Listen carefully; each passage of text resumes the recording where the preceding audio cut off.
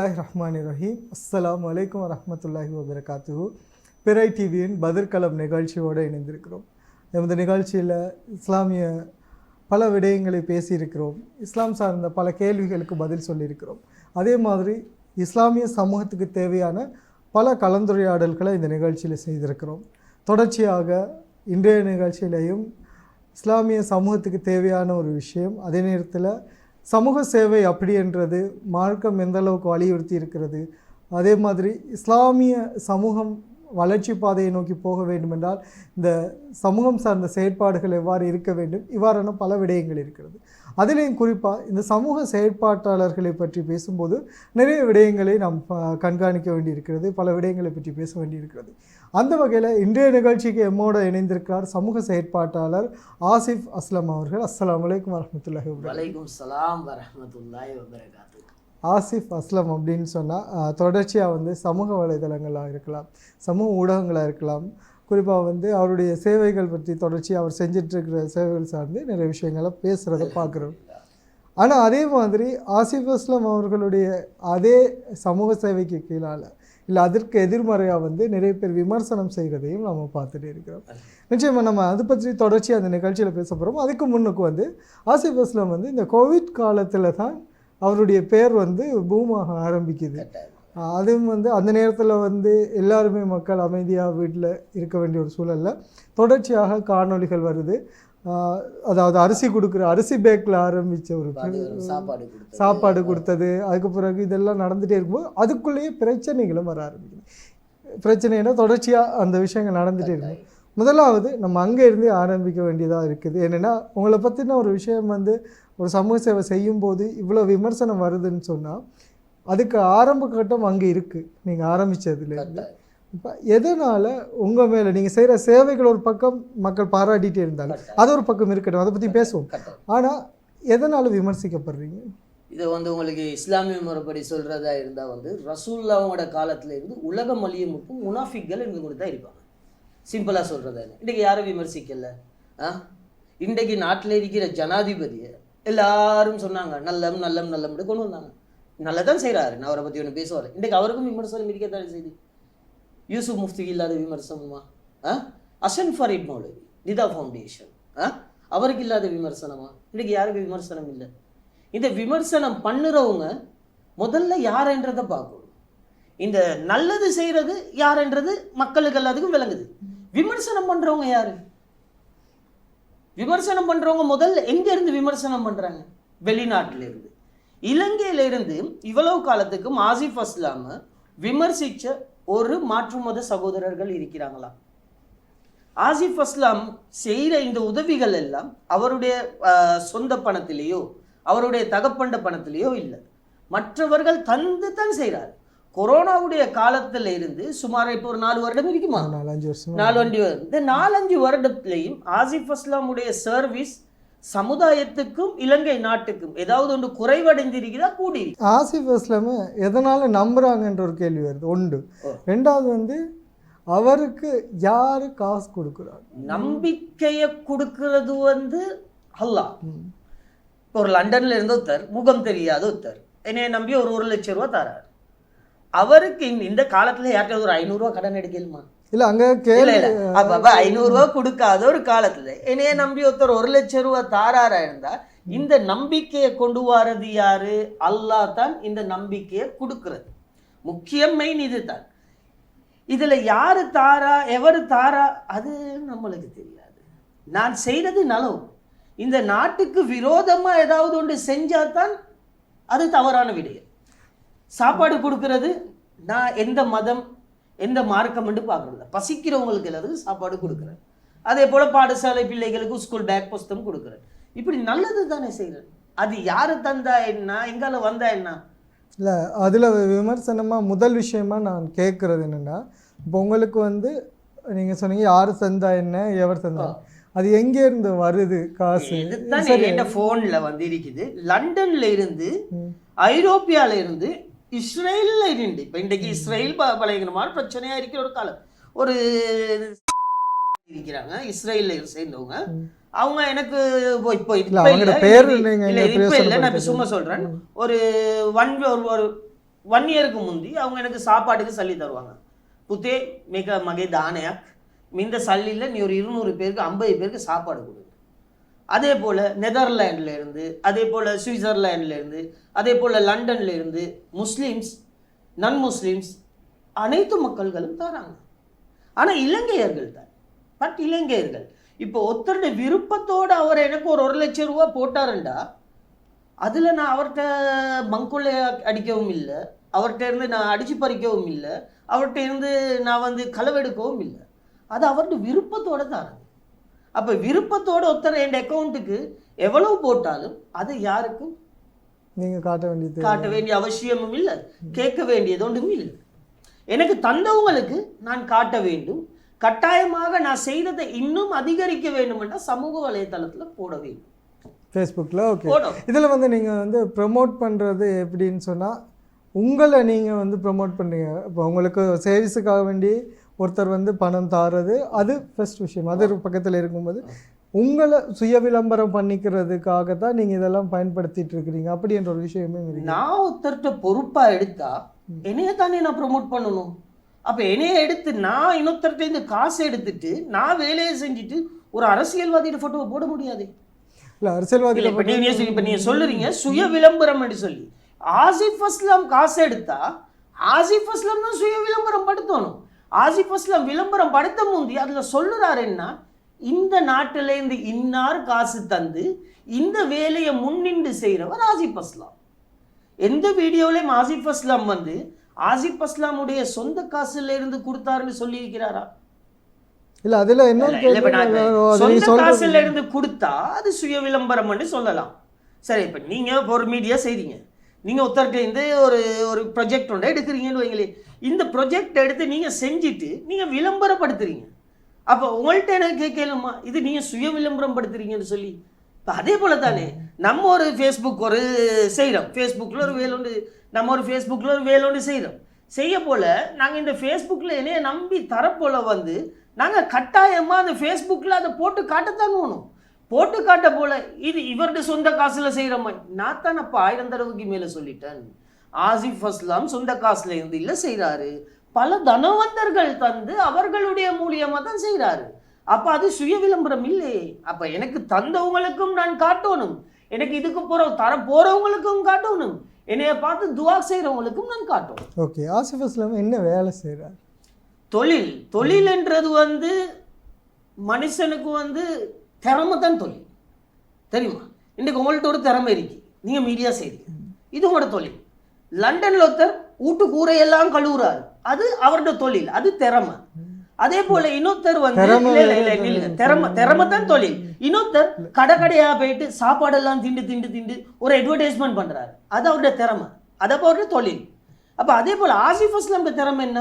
கொஞ்சம் பேசுவார், சில நல்லது செய்வார், 4 பேருக்கு ஆக்கி கொடுப்பார், இது அவருடைய தொழில். திறமை தானே தொழில்.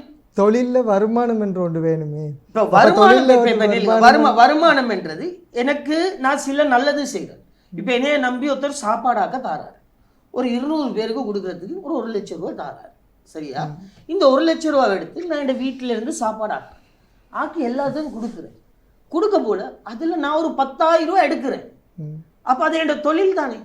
நீங்கள் 10,000 ரூபா எடுக்கிறீங்க, இப்போ அந்த காசு வந்து உங்களுக்கு வந்து சர்வீஸுக்காக வேண்டி கொடுக்குறாங்க. அதில் நீங்கள் வந்து இப்படி தொழில் செய்கிறவங்களுக்கு கட்டாயம் இப்போ சமைக்கிறதுக்கு அரிசி வாங்குறதுனாலும் சரி, சமையல்காரனாக இருந்தாலும் சரி, அது கொடுக்குறது அது ஓகே. அதில் எனக்கு சேலரி, சரி, அதைத்தான் நான் கேட்குறேன். அதில் ஆசிஃப் அஸ்லாமுக்கு என்ன வேலை செய்கிறாரு? அவருக்கான ஆசிஃப் அஸ்லாமோட மெயின் தொழில் என்ன தெரியுமா?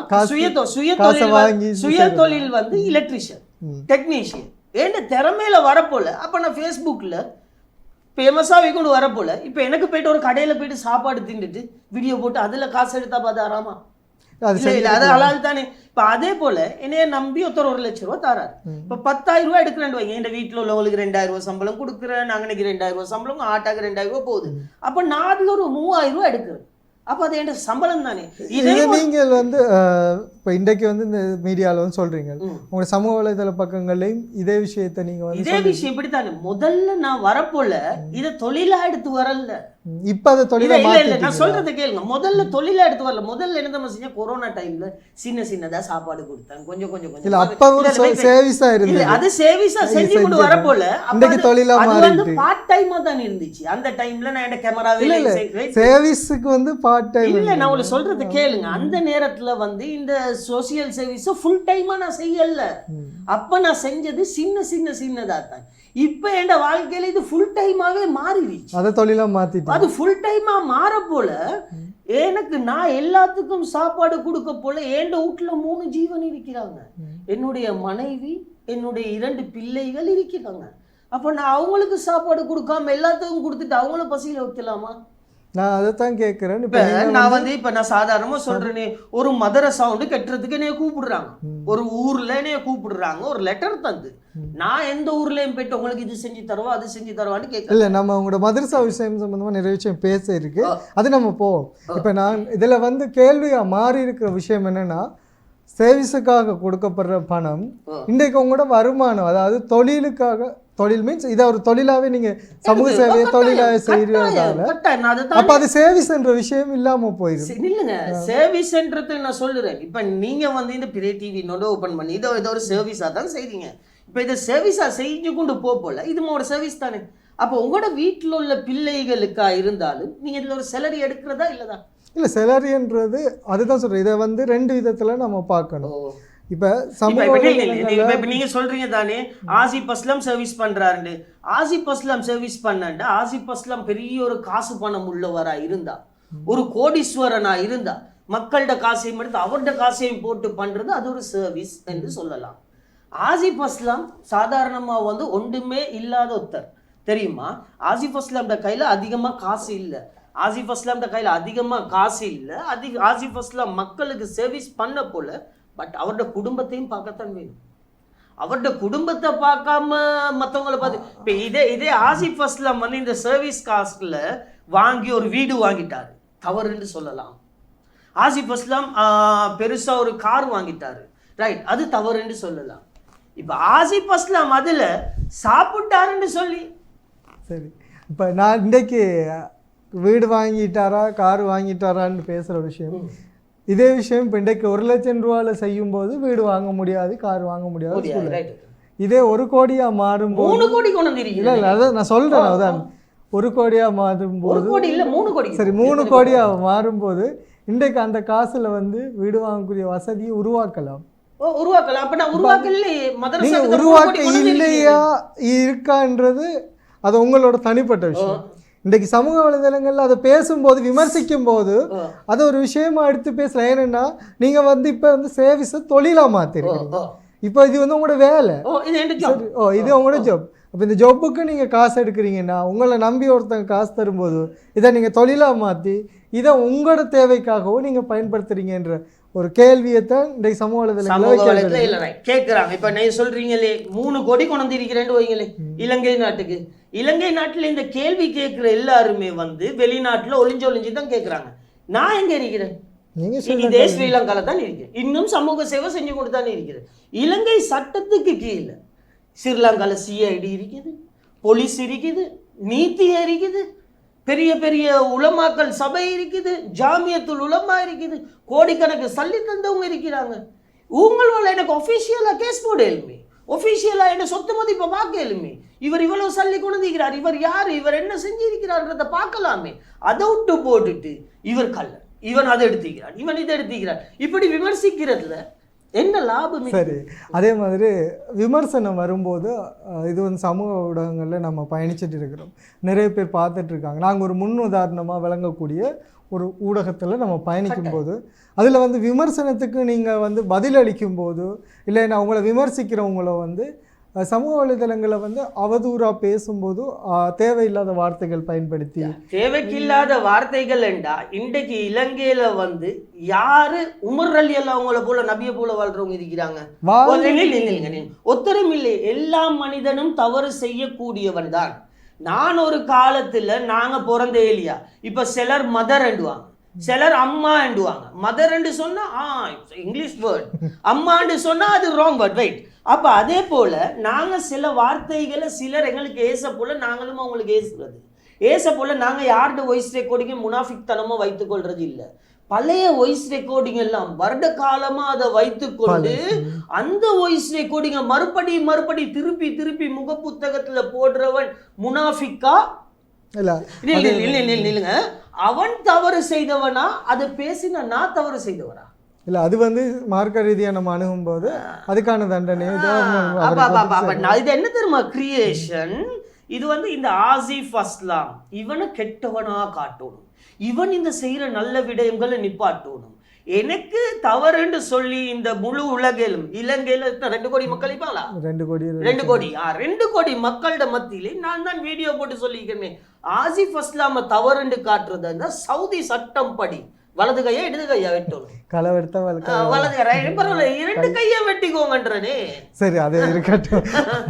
அடுத்த விஷயம், அடுத்தது வந்து இது உங்களோட பர்சனல் தான். பட் என்னன்னா, உங்களுக்கு எதுக்காக அடிச்ச அந்த வீடியோ பண்ணி போட்டு அது வந்து இப்படித்தான்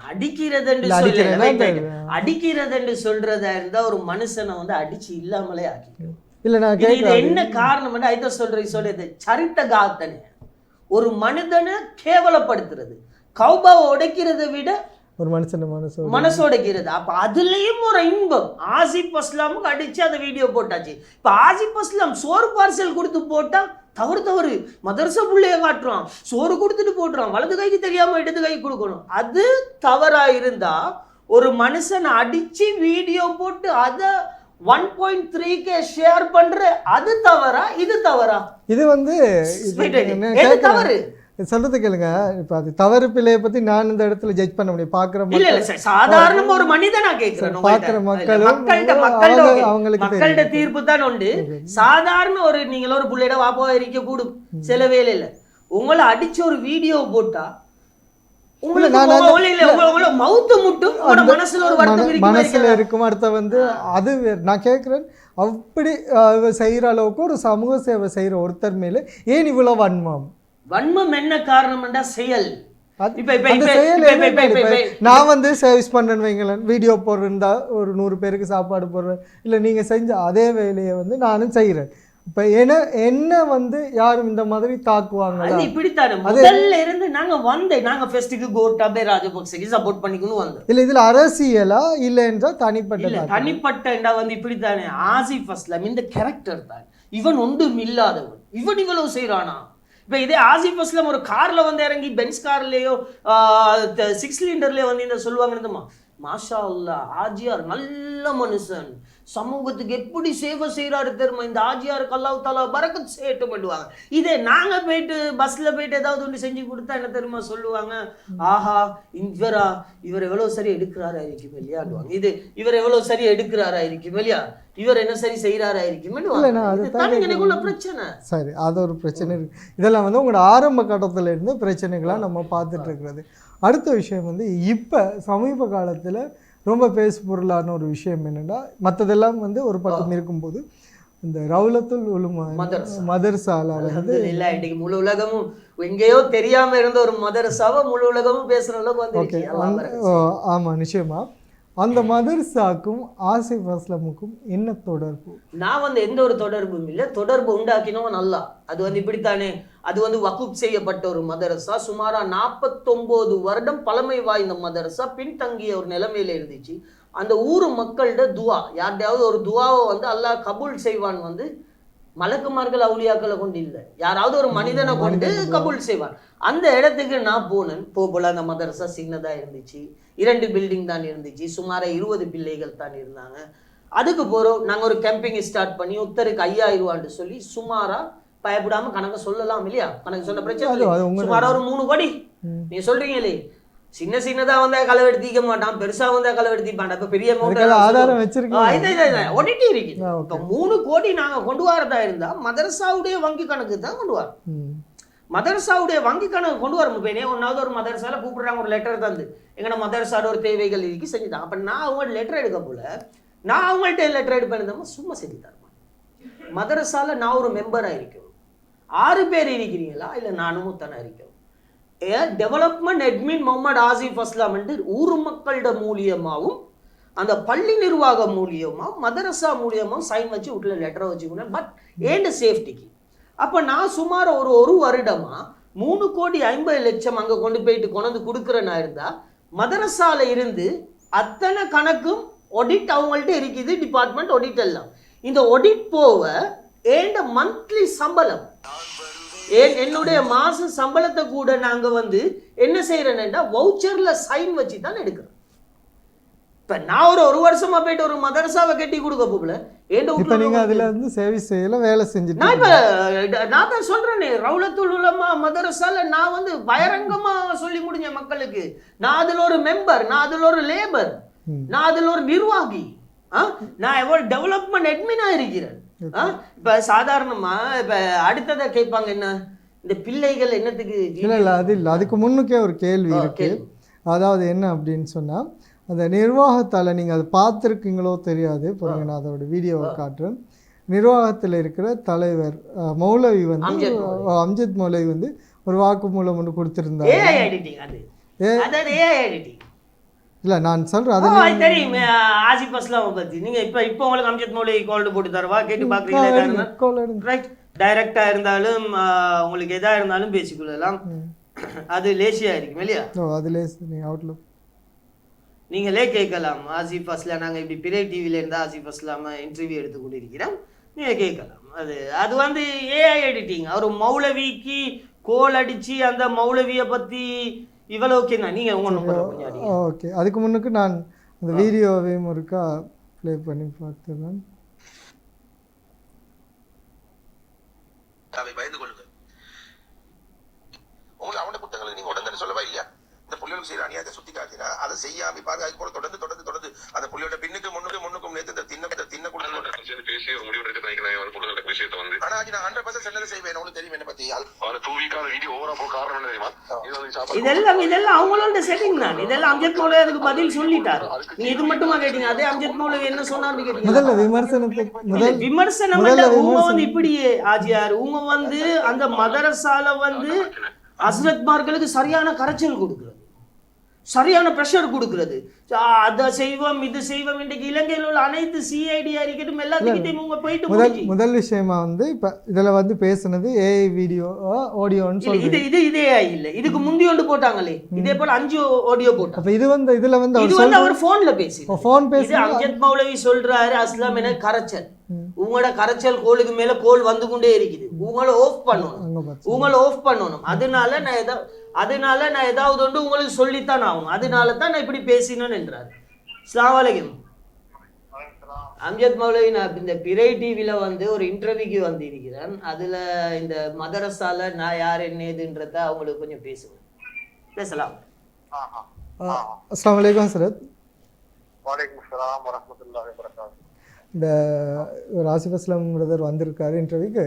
அதில் இந்த சில கேள்வியாக இந்த விமர்சனம் சம்பந்தமாக வந்திருந்தது. அதாவது இந்த ரவுலத்துல் உலூம் மதரசாவில் ஆசிஃப் அஸ்லாம் யார், அவர் என்ன இப்போ உங்களோட ஆடியோ ஒன்று வந்திருந்தது. அதில் நீங்கள் சொல்கிறீங்க ஆமாம் அவர் வந்திருக்காரு தான், பிள்ளைகள வீடியோக்கள் போடுறாரு தான், நான் அதில் கொஞ்சம் கொஞ்சமாக தான் அவரை இதில் இருந்து இல்லாமல் இந்த விளக்கணும் அப்படின்ற மாதிரி ஒரு ஆடியோ ஒன்று வந்திருந்தது. இப்போ அவரோட பேசிகிட்டு இருக்கும்போது இல்லை அதில் ஏஐ ஆடியோ அதுக்கு பிறகு நிறைய விஷயம் பேசப்படுது. இதுக்கு எங்களுக்கு ஒரு தெளிவண்டு வேணும். இன்ஷா அல்லாஹ் சொல்ல முடியுமா சார்? சொல்லுங்க. அவர் ஆசிஃப் அஸ்லாம் என்னோட மதரசால அபிவிருத்தி குழு பிரதான உறுப்பினராக இருக்கிறாரு. இது அபிவிருத்தி குழு நிர்வாக உறுப்பினராக எப்போ அவரை நீங்கள் பதிவு செஞ்சீங்க? ஸ்டார்ட்ல வரும்போதேவா? இல்ல, அதுக்கு பின்னால் நான் கிட்டத்தட்ட ஒரு வருஷத்துக்கு முன்னால இருந்து ஒரு வருஷம் மட்டும் அதுல இருந்து நாங்க அவரை அபிவிருத்திக்கு பிரதான உறுப்பினராக நாங்க போட்டிக்கிறோம். மதரசா நிர்வாகத்தால தெரிவு செஞ்சுக்கிறோம். அதனால அவருக்கு மதரசா சம்பந்தமான அபிவிருத்தி சார்ந்த வேலை திட்டங்களையும் குறைபாடுகளையும் அவரு முன்னெடுத்துன்னு போவாரு. அதுக்கு நிர்வாகத்துல மற்றவங்க எல்லாரும் அவரோட சேர்ந்து அடுத்த அதுல இப்போ பிள்ளைகளோட சம்பந்தப்பட்ட அந்த வீடியோக்கள் போடுறது, அதுல பேரண்ட்ஸ் யாராச்சும் கம்ப்ளைண்ட் பண்ணி இல்லைன்னு சொன்னா அது சம்பந்தமான விருப்பம் இல்லாம ஏதாச்சும் ஏற்பாடுகள் இருக்கா? இல்ல, அப்படி எதுவுமே இல்ல. எதுவும் தெரியும். மேல மதரசாவுக்கு வந்தால் மதரசால இயல்பாவே அது பேஸ்புக்ல அவங்களோட காட்டப்படும் செய்தி அவங்களுக்கு தெரியும். அப்படி விருப்பம் இல்லைன்னு சொன்னா அவங்க வரமாட்டாங்க. ஆரம்பத்திலே அவங்க எல்லாம் இங்க கூடுதலான பிள்ளைகள் எனக்கு ஆசிரியர்களும் வர முந்தி கிட்டத்தட்ட 28-30 பிள்ளைகள் தான் இருந்துச்சு. பேஸ்புக் மூலமாக அறிமுகப்படுத்த போய் தான் நம்ம கிட்டத்தட்ட 80 பிள்ளைலாம் அதிகம். அதே மாதிரி இப்போ உங்களுக்கு வந்து இப்போ கால் பண்ணி யாரும் இவரை உள்ள எடுக்கக்கூடாது, இந்த மாதிரி நீங்கள் செய்யக்கூடாது, அப்படி எதுவும் மிரட்டல்கள் என்ன யாராச்சும் சொல்றாங்களா? இல்ல, அப்படி யாருமே இல்ல. முகம் காட்ட வைக்கப்படக்கூடிய ஒரு சிலர் தான். மற்ற அந்த இன்னும் ஒருத்தர் வந்து சொந்த கோபத்தில் இருக்கக்கூடிய ஒருத்தர் 2 பேர், கிட்டத்தட்ட மொத்தமாக கணக்கு பார்த்தா ஒரு 5 பேர் இருப்பாங்க. அவங்க முகம் காட்ட கூட முன் வராதாக்கள், இவரால் அபிவிருத்திகள் நடக்கப்படாதுன்னு சொல்லி பொறாமதான் செய்யக்கூடிய ஆட்கள் தான் இதுக்கு தடையாகிறான், விமர்சித்து கொண்டிருக்கிறான். அதே மாதிரி இப்போ அந்த மதரசா அந்த ஊரில், அதாவது அந்த சமூகத்தில் இருக்கிற அந்த மதரசா மாணவர்களோட பெற்றோர்கள் பங்களிப்பு இல்லைன்னா அவங்க இதுக்கு ஏதாச்சும் ரியாக்ட் பண்ணியிருக்காங்களா, ஏதாச்சும் சொல்லியிருக்காங்களா? இல்ல இல்ல, அப்படி இல்லை. அவங்க வந்து அப்படி இருந்தாலும் சின்ன ஊர்ல கிட்டத்தட்ட பெரிய ஒரு ஊர், அப்படி ஊர் மக்களாலையும் ஒரு ஒத்துழைப்பு நடந்தாலும் எங்களுக்கு இத மாதாந்த செலவுல ஈடு செய்யலாது. பெரிய ஒரு செலவு கிட்டத்தட்ட ஒரு 10 பேர் 15 பேருக்கு டீச்சர்ஸ் மாருக்கு சேலரி கொடுக்கணும், சமையல் இந்த உணவுக்கான செலவுகள், இப்படி பெரிய படிப்பு செலவுகள் நிறைய. அதனால ஒரு குரூப்புக்கு மட்டும் அது வந்து கொஞ்சம் பேருக்கு மட்டும் அது ஈடு செய்ய இயலாததுனால அவங்களும் வந்து செல்லுகிறாங்க. எல்லாரும் சேர்ந்து ஆசிரியர் பெரிய ஒரு அபிவிருத்தி நடந்தது. 50 வருஷத்துக்கு கிட்டத்தட்ட 50 வருஷம் ஸ்டார்ட் பண்ணி 49வது வருஷம் தான் இது அடிப்படை தேவைகள் பூர்த்தியாகப்பட்டுச்சு. ஆரம்பத்துல கூட கிளாஸ் ரூம்கள் கூட சரியா இல்லை.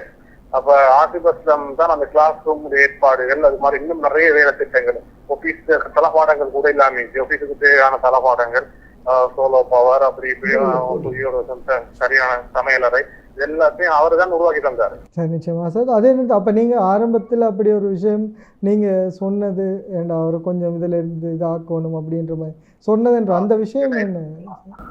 அது என்ன காரணம் சொன்னால், இப்ப எங்களை வந்து பலப்புறத்தால பயமுறுத்தினாங்க.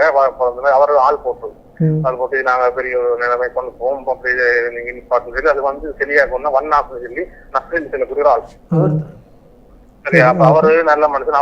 அவரை நான் வந்து இந்த பிரச்சனையை முன்னுக்கெடுத்து போகாம அவரை சமாதானப்படுத்துறதுக்காக வேண்டித்தான் நான் இந்த இது விஷயத்த அவரு சொன்னேன். ஆனா அவரு வந்து எங்களுக்கு கனவுல உடைவரை வெளியில போட்டு நோக்கமோ அது அப்படியோ இல்ல. என்ன அப்படி சொன்ன காரணம் தான் அந்த பிரச்சனையை சுமூகமாக்குவதற்காக வேண்டி அவங்க எதிர்பார்ப்பு வந்து இவரை வந்து வெளியில போடுறது. இதுதான் நீங்க இன்னைக்குள்ள பிரச்சனை. நில்லுங்க, நான் சொல்லுறேன். நாங்க ஒரு மதரசாவை இப்போ உங்களோட ஒரு ஊர்ல இருந்து, கொழும்புல இருந்து ஒரு ஊருக்கு போய் செய்யறனா இருந்தா அந்த ஊர் மக்களோட ஆதரவு இல்லாம எனக்கு அந்த ஊர்ல ஒன்றும் செய்யலாம் இயலாது. அது கீழே வந்து இருக்கிறார், பேர் சொல்ல தேவையில்ல. இந்த நபர் இருக்கிறாரு தெரியுமா? இவர் லண்டன்ல இருந்து கொண்டு இலங்கையில் உள்ள அனைத்து சிஐடி எஃப்சிஐடி எல்லாத்துக்கும் லெட்டர் அனுப்பி முடிஞ்சு எல்லாத்துக்கும் லவ் லெட்டர் போயிட்டு, இந்த லவ் லெட்டர் போனதுக்கு நாங்க உங்களுக்கு எல்லாத்துக்கும் நாங்க அன்போட வரவேற்றிருக்கிறோம், நீங்க வாங்க, நாங்க உங்களுக்கு ஆட்டரிச்சு புரியாது. நீங்க சொல்ற அந்த விஷயத்துல என்ன சொல்றேன், சில பேர் அதுக்கு வந்து எதிர்வினையும் மாற்றியிருக்காங்க. எத்தனையோ குழந்தைகள் மதரசாவுக்கு போக இயலாது என்று சொல்கிறார்கள். அஸ்லமுடைய வீடியோவை பார்த்து விட்டு எத்தனையோ குழந்தைகள் விரும்பி 20 புள்ளைகள் இருந்த இடத்துல இன்றைக்கு 80 புள்ளைகள் இருக்குது. இப்ப நான் வீடியோ புள்ளைகளை போட்டு காட்டுறேன்னு வைங்களே, எனக்கு குற்றம் சொல்லணும் முதல்ல தகுதி உள்ளவங்க யார் தெரியுமா? பேரண்ட்ஸ், மதரசா நிர்வாகம். 1வது பேரண்ட்ஸ் சொல்ல என்ன புள்ளை எப்படி காட்டுவீங்க கேட்கணும், கேள்வி கரெக்ட், நான் ஒத்துக்கொள்வேன். 2வது மதரசா நிர்வாகம், 3வது ஊர் மக்கள். இந்த 3 பேரை விட்டு போட்டு லண்டன்ல இருக்கிற ஒருத்தர் சொல்றாரு சைல்ட் அபூஸ் என்றாரு. சைல்ட் அபூஸ்ன்றதுக்கு அர்த்தம் என்ன தெரியுமா? புள்ளைக்கு தின்ன கொடுக்காம வைக்கிறது, புள்ளைய அடிக்கிறது, புள்ளைய செக்ஷுவல் டச் பண்றது, இதுதான் சைல்ட் அபூஸ். ஒரு புள்ளைக்கு போயிட்டு எப்பல கொடுத்துட்டு மாசா அல்ல, தட்ஸ் நாட் சைல்ட் அபூஸ். ஒரு புள்ளைக்கு பிரியாணி ஆக்கி கொடுத்து, தட்ஸ் நாட் சைல்ட் அபூஸ். மதரசான்றது வந்து பருப்பு சோறு நெத்தலி கருவாடு சம்பல் தின்ற பிள்ளைகளுக்கு ஆடு புரியாணி, கோழி புரியாணி, வட்லாப்பம் என்று காட்ட போல. இன்றைக்கு லண்டன்ல இருந்து ஒருத்தரோட வாப்பட கத்தம், சரியா கத்த சாப்பாடுக்கு அவர் சொல்றாரு, அஸ்லாம் என் வாப்பாக்கு கத்தம் மதரசா பிள்ளைகளுக்கு சாப்பாடு கொடுக்கணும். அது தாங்க 30,000 ரூபாய் எடுக்கிறோம். மதரசாவில் எடுத்து சாப்பாடு ஆக்கி அவரோட வாப்பட பேர்ல ஒரு யாசின் ஓதி. ஏண்டா வந்து லண்டன்ல இருக்கிற ஒருத்தர் எதிர்பார்ப்பாரு என்ன தெரியுமா? ஒரு துவாவை. அவங்களோட ஒரு ஆசை இருக்குது, துவாவை ஏற்றுக்கொள்றவன் அல்ல, பட் கண் பார்வை இருக்குது. அவருக்கு ஒரு துவாவை கேட்டு யாசின் ஓதி அவங்களுக்கு கபூலாகும். அந்த புள்ளியோட அந்த புள்ளிகளுக்கு ஒரு பசங்க சாப்பாடை கொடுத்து அதை ஒரு வீடியோவை போட்டு அவருக்கு அனுப்பின போயதுக்கு இன்னும் ஃபேஸ்புக்லேயும் போடுற அடின்னு பார்த்தீங்கன்னா 4 பேர் கொடுப்பாங்களே. அந்த வீடியோவை எடுத்து கேவலப்படுத்தி போடுறவன் நல்லவங்களா, நல்லது செஞ்சுட்டு நல்லது போடுறவன் நல்லவன்? நல்லவங்க யாரு கெட்டவங்க யாரு நம்ம அதை பற்றி பேச வரல. இந்த மாதிரியான விஷயங்கள் எல்லாம் தொடர்ச்சியாக உங்கள் மீது வந்து விமர்சனமாகவே மக்கள், அது குறிப்பாக வந்து எமது இஸ்லாமிய சமூகத்தை சேர்ந்த நிறைய பேர் தான் இந்த சோஷியல் மீடியாவில் உங்களோட அது அந்த பேஜை வந்து ஓப்பன் பண்ணாலோ இல்லை உங்களோட பேரை கொடுத்தாலோ முதல்ல வந்து இந்த விஷயங்கள் தான் வருது. இன்றைக்கு நீங்க ஆசிப் அஸ்லாம் இங்க எடுக்கிறேன் யாருக்கும் தெரிஞ்சுதான் சொல்லிப்பாங்க, இன்டர்வியூக்கு எடுக்க வேணாம் பண்ணிப்பாங்க. என்ன காரணம் என்ன வந்து இப்ப இந்த வீடியோ போட்டாலும் விவச பாருங்க யாருன்றே தெரியா. ஃபேஸ்புக்கில் ஒன்றாவது முகம் இருக்கும், அதுதான் முக புத்தகம். முகத்தை போடாம முக புத்தகத்தை திறந்து வச்சுக்கொண்டு உங்களுக்கு இப்போ என்ன தெரியுமா சொல்லுவாங்க, நீங்க எவ்வளவு எடுத்துப்பீங்கன்னு கேட்பாங்க. ஷுவர்கா இப்ப இந்த கேள்வியே கேட்பாங்க. இந்த அடுத்த கமெண்ட்ஸ்ல நீங்க பார்க்க கூடும், இவருக்கு பெரிய அமௌண்ட் ஒன்று கொடுத்திப்பான் அவனா அவன் கட்டையில இப்ப இதுல நீங்களும் விமர்சிக்கப்படலாம். சரி, அது அல்லாஹ்க்கு தெரியும். அதே போல தான் மத்தது எல்லாரும். நல்லா இருக்கு. நான் ஒரு ஜெர்னலிஸ்ட் அர்த்தம் வந்து என்ன கேள்வி கேட்குற உரிமை இருக்கேன்டா. உங்க மேல விமர்சனம் தொடர்ச்சியா வந்திருக்கு. சமூக வலைதளங்கள்ல இப்படி நீங்க வீடியோக்கள் போட்டிருக்கீங்க, அதே மாதிரி அதுக்கு எதிர்வினை மாற்றி இப்ப இஃப்தார் வச்சேன் மதரசாவோட இஃப்தார் எல்லாம் புள்ளையோட வீடியோ போட்டு காட்டி இப்ப எல்லாரும் சொன்னாங்க என்னெல்லாம் விமர்சிச்சாங்க நோம்புல, இதை செய்ய விட மாட்டோம் இவன் புள்ளையோட கேவலப்படுது. ஆனா இஃப்தார் நடந்துச்சு அல்லாஹ்வுடைய கிருபையால, அல்ஹம்துலில்லாஹ். அதுக்கு போறோம் மதரசாவுடைய 9,75,000 ரூபாய் கடன் இருந்துச்சு. முழு ஊர் மக்களுக்கும் தெரியும். 9,75,000 7 லட்சம் ரூபா கொடுத்தேன். இன்னும் 2 லட்சம் ரூபா கொண்டு வச்சேன்.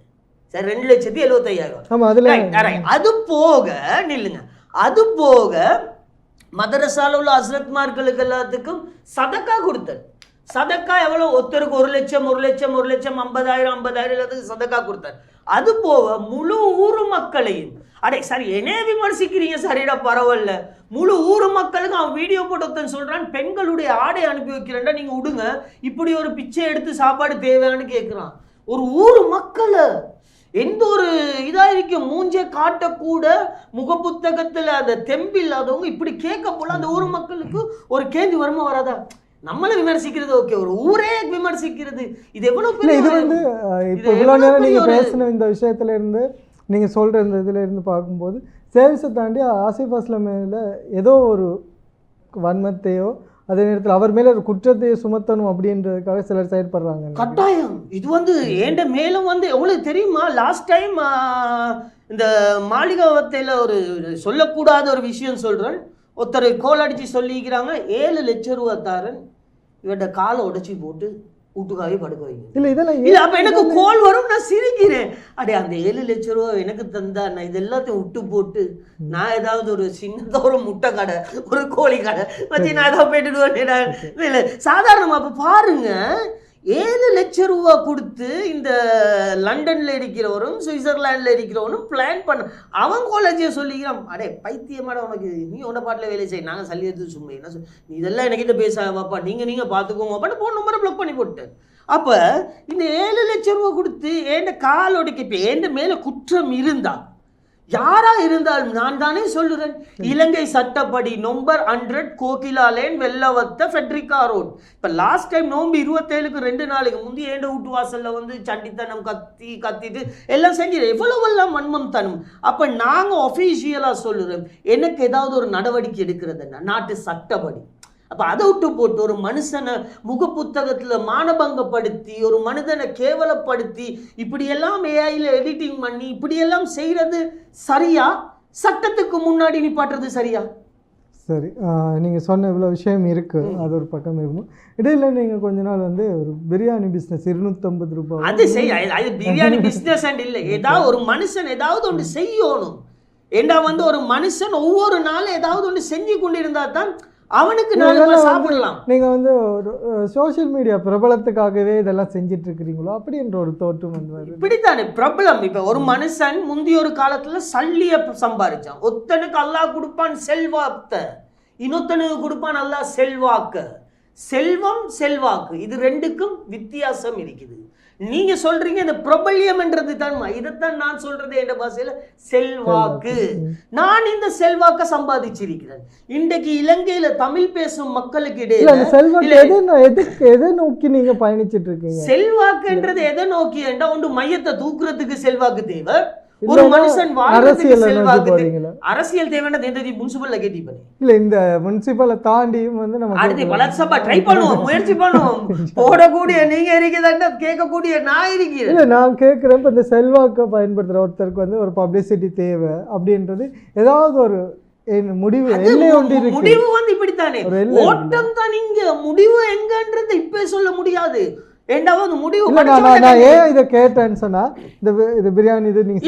ஐடியா இருக்குது, நீங்க கேட்டது நல்லதா போச்சு. எனக்கும் அரசியல் கேட்கணும்ன்றது ஐடியா ஒன்று இருக்குது. பட் நான் இந்த தடவை முனிசிபல்ல நான் கேட்கல, அடுத்த தடவை பலத் சபால இன்ஷா அல்லாஹ் கேட்கறது ஐடியா இருக்கு. என்கிட்ட வந்து இவ்வளோ ஒரு சர்வீஸ் பண்ணலுமா இருந்தா எனக்கு இடையில சர்வீஸ் தொழில் அதை இப்படி மனுஷன் வாழ்க்கை இப்படித்தான் பாய். ஒன்னாவது ஒன்றில் ஆரம்பிக்கும். இப்போ ரஜினிகாந்த் ஒன்னாவது பஸ் கண்டக்டரா வந்தார், இல்ல ஒரு பஸ் கண்டக்டரா வந்தார், இல்ல ஒரு பஸ் கண்டக்டரா வந்தார். அதுக்கு போற அப்படி போயிட்டு சூப்பர் ஸ்டாராக எங்கெங்கயோ போச்சு. இப்போ அதே போல தானே முதல்ல ஆசிப் அஸ்லாம் சர்வீஸா கொரோனால வந்தான், அதுக்கு போற அடிபட்டான், அதுக்கு போற அங்க போனா இங்க போனா கடைசிக்கு ஒரு மதரசாவே நிர்மாணிச்சான். இப்ப இந்த மதரசா நிர்வகிக்கிறேன் போது இப்ப இங்க இருந்து நீங்க கொரோனாக்கல்ல இருக்கிற ஒரு மதரசாவுக்கு நீங்க பொறுப்பா, இப்ப அவரு சொன்னதால வாக்கு மூலமா இந்த ஒரு விஷயத்த சொல்லியிருந்தீங்க, பொறுப்பா இருக்கு. உங்களுக்கு பக்கத்துல நிறைய மதரசாக்கள் இருக்கு, கொழும்புல நிறைய மதரசாக்கள் இருக்கு. அது அதுல இருந்தாலும் உங்களுக்கு ரிக்வெஸ்ட் நான் சொல்லுறேன். ஏண்ட வீட்டுல நான் லெட்டரை கொண்டு உங்களுக்கு கொண்டு வரல வாயில கொண்டு தான் காட்டியிருப்பேன். என்கிட்ட ரிக்வெஸ்ட் லெட்டர் நிறமா இருக்குது. இப்போ ஒவ்வொரு ஊரா போயிட்டு இப்போ கிண்ணியால இருந்தும் கூப்பிட்டு அனுப்பினாங்க. சரியா ஒரு மதரசா அம்தானியாலையும் அம்தானியாக்கும் நான் பரகதா செஞ்சிருக்கிறேன். அதே போல தாருல் இக்கமுக்கும் பரகது. இப்போ நான் ஒவ்வொரு ஊரா போறேன், என்கிட்ட கார் இல்ல பாய் இருக்குது, நான் பஸ்ல தான் பாய் போகணும். நான் பஸ்ல போயிட்டு அந்த ஊர்ல போயிட்டு ஒவ்வொரு வேலையை செஞ்சு கொடுத்து வரப்போல இங்க எனக்கு செஞ்சு கொடுக்கறதுக்கு விடாம இருக்கிறதுக்கு ஒரு கூட்டம் இருக்குது. செய்யறதுக்கு என்ன செய்யறாங்க, உங்களுக்கு என்ன செய்ய விடாம நீ அதைத்தானே இது வந்து விமர்சனம் வந்து நம்ம நல்லது செஞ்சாலும் விமர்சனம், ஒரு கல்யாணம் செஞ்சாலும் விமர்சனம் வரும், குடும்பமும் விமர்சிக்க, எல்லாம் விமர்சனம். நல்லது செய்யும்போது விமர்சனம் வரும். நான் எந்த ஒரு மதரசாலையும் நான் ஒரு வேலை செய்யறதுக்கு முந்தி அவங்க ரிக்வெஸ்ட் லெட்டர் அனுப்பினா எனக்குன்னு சில நிபந்தனைகள் இருக்கு. நான் அந்த நிபந்தனைகளை வச்சுட்டு தான் போவேன். எப்படி ஏண்டா வந்து அந்த மதரசால நீங்க என்னைய கூப்பிட்டு செய்யறதா இருந்தா அந்த மதரசால நானும் ஒரு நிர்வாகியா இருக்கும். ஏன் நீங்க வந்து அந்த நிர்வாகத்துக்குள்ள போகணும்னு நினைக்கிறீங்க? இல்லாட்டி நான் போயிட்டு சும்மா சரி வீடியோ போட முந்தி வீடியோ போட்டதுக்கு போறோம். நாங்க போயிட்டு இருக்கிற எல்லாருமே உருமாயிக்க மாட்டானே, 100 பேர்ல ஒருத்தன் போயிட்டு இது பாருங்க எங்கட ஊருக்கு வந்து இவன் வீடியோ போடுறான், இவன் அதை செய்யறான் இதை செய்யறான் போலீஸ்ல கம்ப்ளைண்ட் பண்ணினா எனக்கு என்ன புடியிருக்கு? இப்ப நீங்க ஒரு சர்வீஸ் செய்ய போறீங்க, எல்லா இடத்துலயுமே வந்து நீங்க உங்களோட ஊர்ல ஒரு சர்வீஸ் செய்ய கூப்பிடுறீங்க, நான் உங்களுக்கு ஒரு தெளிவுத்தன்மையோட தான் ஒரு மதரசா அவங்களோட ஒரு மதரசா இது ஒரு மதரசா வைங்களே, இந்த மதரசா கூப்பிடுறீங்க, நீங்க கூப்பிட போற லெட்டர் தந்த போறோம், நான் வாரேன், நான் வந்துட்டு உங்கள்கிட்ட சொல்றேன் ரைட் இந்த மதரசாவை செய்யணும், நீங்க எனக்கு ஒரு புடி தரணும். இந்த மதரசாவை செய்யறதுக்குரிய பர்மிஷன் என்னது நிர்வாகத்துல நானும் இருக்கிறேன். அப்படி இல்லாம நான் வீடியோ எல்லாம் போயிட்டு கிரியேட் பண்ணி போட்டு நீங்க நல்ல மனசோட குறிப்பிட்டீங்க. உங்களோட ஊர்ல இருக்கிற 100 பேர்ல 1-2 பேர் கொஞ்சம் அப்படி பிடிப்பான்.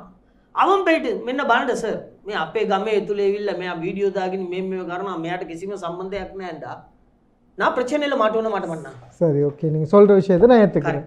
இந்த நிர்வாகத்துல முடிவு எப்ப ஒரு நிர்வாகம் ஒரு பள்ளி நிர்வாகம் இருந்தாலும் 3 வருஷம் தான் நீ சிம்பிளா சொல்றேன் வந்து அதே போல நான் செஞ்சு கொடுத்ததோட முடிஞ்சு.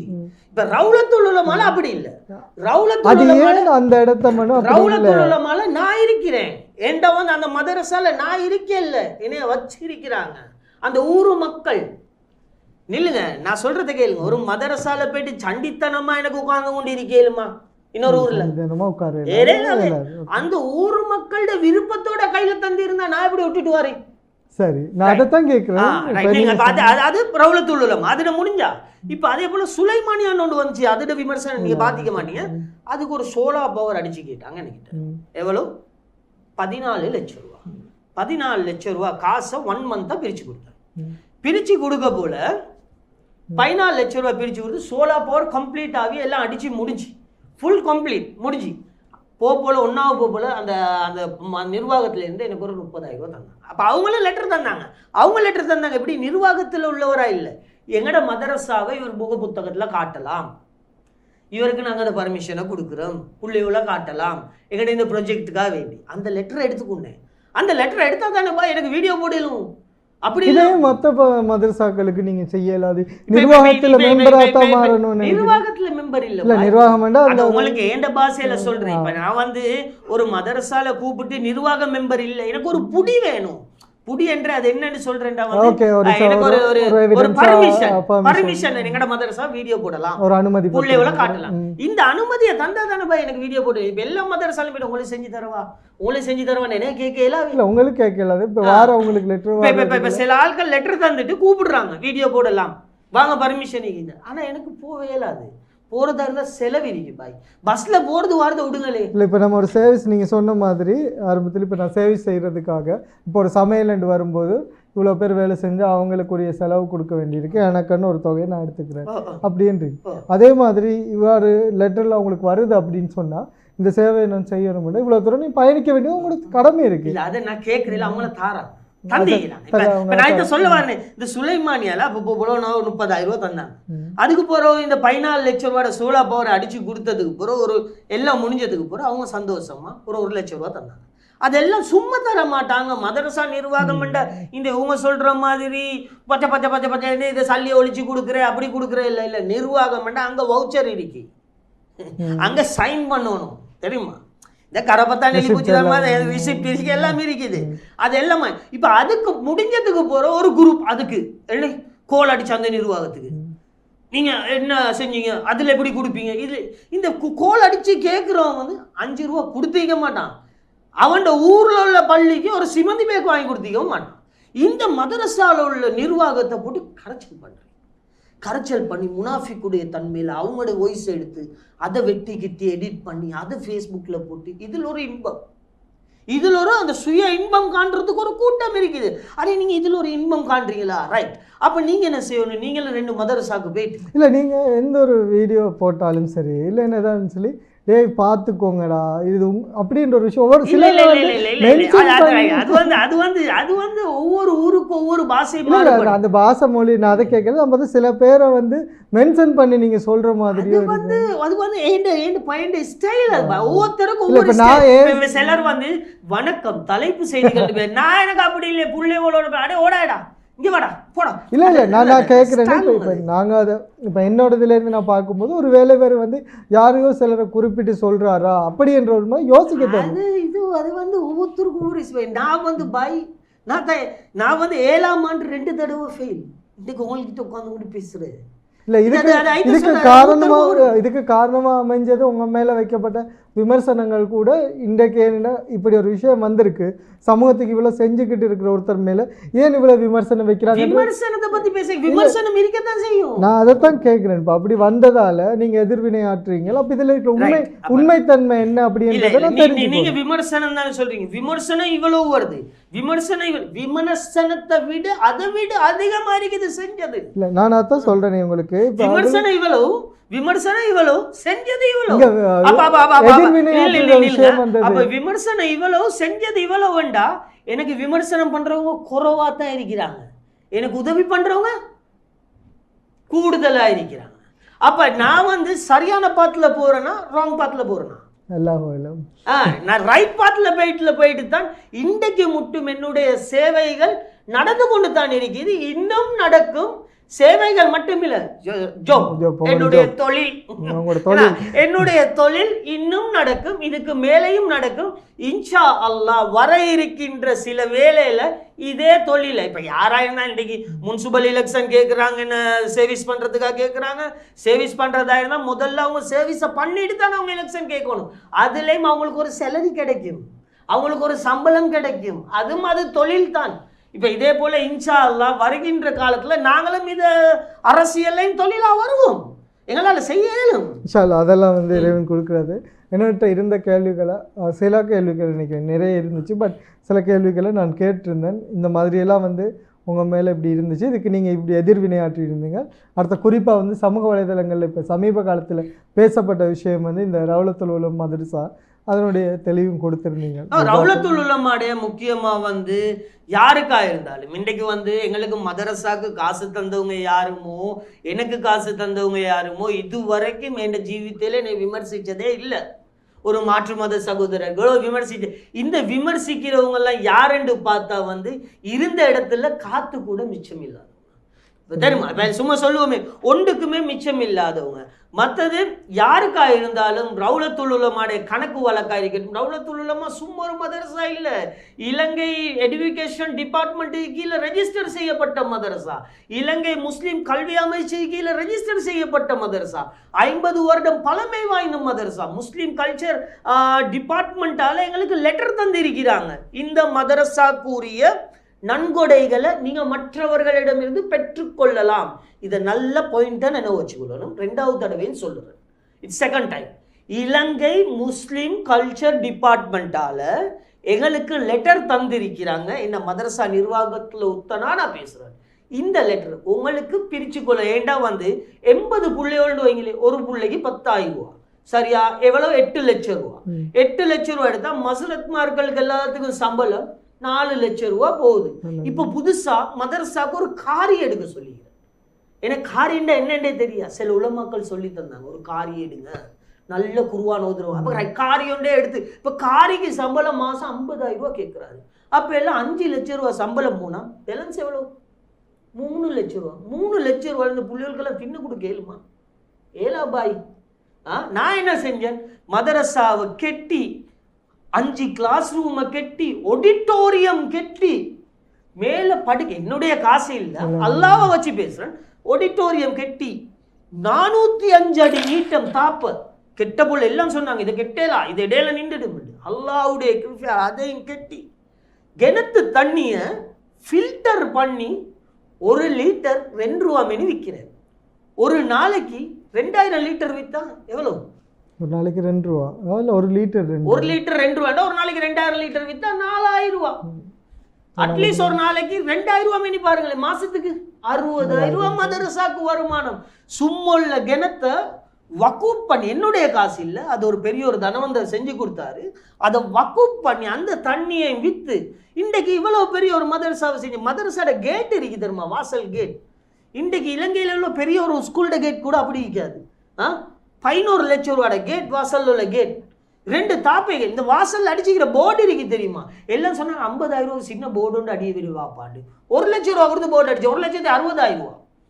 இவ்வளவு பெரிய போர்டு, ஆடம்பரம் தேவை இல்லை, அதுக்குண்டு அந்தந்த ஸ்டாண்டர்ட் இருக்கணும். கல்வின்னு வரப்போல அந்த மதரசா உள்ளுக்கு வரப்போல ஒரு கம்பீரம் இருக்கணும். அதை விரும்பி வரணும் பிள்ளைகள், அது ஆசையோட வரணும். அந்த பிடிச்சிட்டு போல அந்த பிள்ளைகளோட பேரண்ட்ஸ் அதுகிட்ட இருந்து ஒரு போட்டோவை பிடிக்கணும். அந்த ஊருக்கு ஒரு லேண்ட்மார்க்கா உருவாக்கினேன். இன்றைக்கு முழு உலகமே தெரியாம இருந்த மதிக மிதியாலைய முழு உலகமும் திரும்பி பார்க்க வச்சா நல்லா இணைய கொண்டு. அதுல உள்ள என்ன இருக்கு,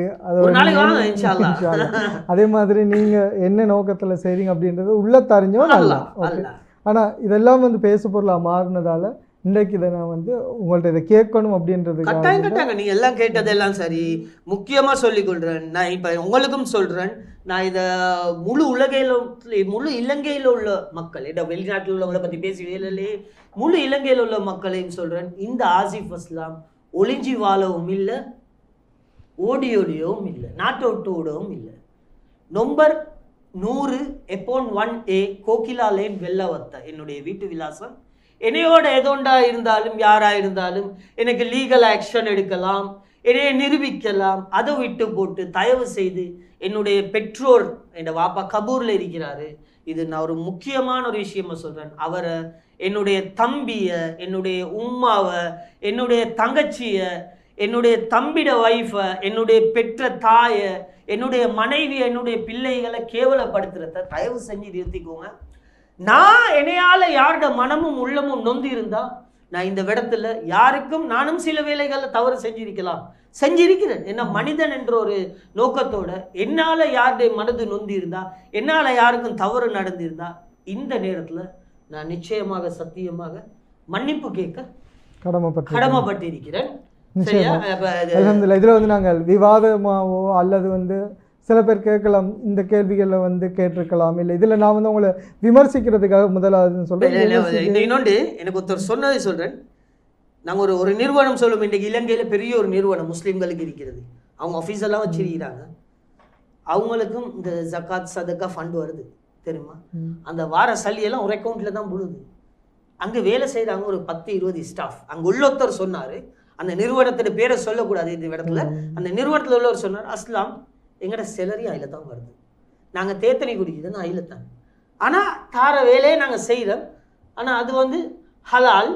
ஆனால் உங்களுக்குன்னு ஒரு உங்களோட மனசுன்னு ஒன்று இருக்கு, உள்ளமன்னு ஒன்று இருக்கு, இன்னல் அமானல் பின்னியாத்தா, ஏன்னா உள்ளத்தை அறிஞ்சவன் நல்லா, அதுக்கேற்ற மாதிரி நடந்துக்கோங்க, நீங்கள் அல்லாஹ்க்கு மட்டும்தான் பதில் கொடுக்கணும், இன்ஷா அல்லாஹ் வேறு யாருக்கும் இல்லைன்னு சொன்னார். அதை இப்போ நான் சொல்கிறேன், இப்போ இந்த பெரிய பெரிய நிறுவனங்களும் இப்படி இதில் வர செலவுகளில் தான் நடக்குது. ஆனால் நான் வந்து உண்மையை சொல்ல போனால் என் குடும்பத்தை தான் பார்த்தனே தவிர, நான் இப்போ வரப்போல கூட தெரியுமா இருக்கு, இது ஒரு பைக், இந்த பைக் கல்யாணம் முடிஞ்சு 15 வருஷமா வாங்கி, இப்போ நீ சொன்னீங்களே சின்ன சின்ன அமௌண்ட்ல களவெடுக்கிற, பெருசாக வந்தா களவெடுக்கிற, அதுதான் 3 கோடி ஸ்டேட்மெண்ட்டை நான் தந்துட்டேன். அதுதான் நான் சொன்னது என்ன, இப்போ இது வரைக்கும் அந்த ஊர் மக்களால் கூட உண்மைக்குமே நான் வந்து அந்த ஊர் மக்களாலேயோ யார்ட கையாலேயுமே எனக்குன்னு சொல்லி ஒரு அன்பளிப்பாக யாரும் தந்ததும் இல்லை. எனக்குன்னு சொல்லி என் குடும்பத்துக்குன்னு சொல்லி இதாக தந்தது யாரோ ஒன்று இருந்தாலும் என்ன ஒரு செலவுக்கு அப்படி இப்படி தருவாங்க, அது அவ்வளோதான். அது இப்போ சிலாக்க சொல்லி இது இவட்ட தொழில், இது பரவாயில்லப்பா நல்ல தொழில், மாஷா அல்லா, பரக்கத்தா இருக்கட்டும், இதுல தான் இவர் தின்றாரு, அல்ஹம்துலில்லாஹ்ப்பா கொஞ்சம் தின்னாலும் எங்க வீட்டுல சந்தோஷமா. சார் நீங்க இதான் ஒரு விஷயமா நான் சொல்றது என்னன்னா, இப்போ நாங்களும் ஊடகத்துலேருந்து பார்க்கும்போதும் இப்படி ஒரு உதவியை செய்யும் போது இந்த மாதிரி எதிர்வினைகள் வரும்போது அதை கடந்து நம்ம மேலும் வந்து உதவி செய்ய வேண்டிய ஒரு சூழல் இருக்கு. நிச்சயம் இப்படித்தானே. மண் ரப்புக்க வமாதீனுக்க, இதை கேட்பாரு யாரு? அல்லாஹ். முன்கர் நக்கீர் எங்க கேட்பாங்க? கபூர்ல கேட்பாங்க. அது என்கிட்ட தான் கேட்பாங்க, உங்கள்கிட்ட வந்து கேட்க மாட்டாங்களே. ஏண்ட கேள்விக்கு நான் பதில் சொல்லணும், உங்களோட கேள்விக்கு கொஞ்ச காலம். இப்போ 43 வயசு ஆகிடுச்சு, சொல்லலாம் இன்னொரு 1 வருஷத்துல 2 வருஷத்துல கொண்டு போயிட்டு பெட்ல வச்சதுக்கு போறோம் எல்லாம் வேலை.